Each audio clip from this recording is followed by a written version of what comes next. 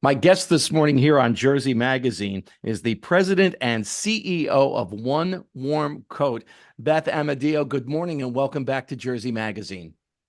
Good morning. Thank you so much for having me back again, Jim. So, Beth, for our listeners who are not quite familiar with One Warm Coat, tell us about the program. I'd love to. It's a national nonprofit organization that provides free coats to children and adults in need. And we also promote volunteerism and environmental sustainability through our coat drive program. People across the country volunteer to hold coat drives, and then the coats that they collect are distributed right there in local communities through local nonprofits. Now, obviously, we're talking in the summertime and we're getting ready to go back to school, and it's still pretty mild temperature wise into the first few months of school. But you want this to be part of the back to school checklist this year. Why is that? Exactly. So there's a couple of reasons why we want to talk about it this time of year. One is that there are approximately 9 million children in the United States who are living at or below the poverty level. And as their families are preparing to send them back to school, they have a lot of expenses. There's school supplies, there's new clothes, there's new shoes.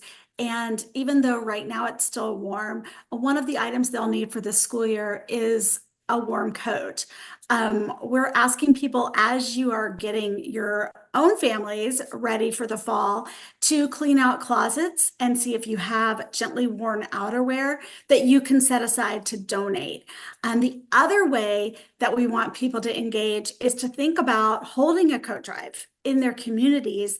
And it doesn't have to happen yet, but you can go ahead and go to our website and register to hold a coat drive sometime this fall. So right now we feel like is a great time to bring awareness to the need for coats and start getting people thinking about how they might be able to help this fall. How does lack of warm clothing affect a student and his or her performance in school, Beth? So there's a couple of different things we're looking at. One is just the safety factor of getting those students to school. Sometimes that involves walking to school. Sometimes that involves waiting at a bus stop. And we want to make sure they have the proper protection from the elements. But the other thing is the ability to play outside and enjoy the fresh air and safely be able to engage in outdoor activities. And that's both during school, like during recess, and after.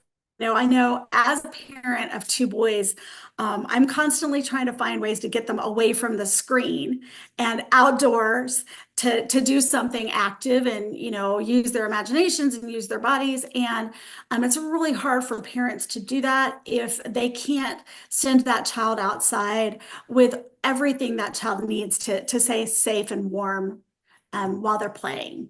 You referenced this a little earlier in our conversation, Beth, but how can a community, a school, a business, whatever, collaborate to put together their own coat drive?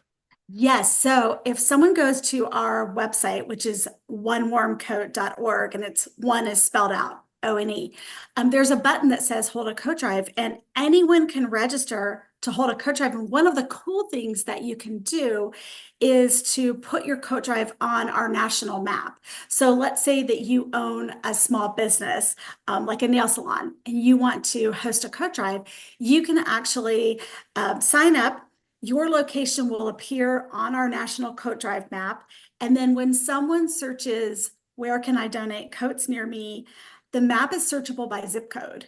And we had over 300,000 visitors to that coat drive map last winter. So a lot of people are looking for places to donate coats in their community, and they can find your coat drive.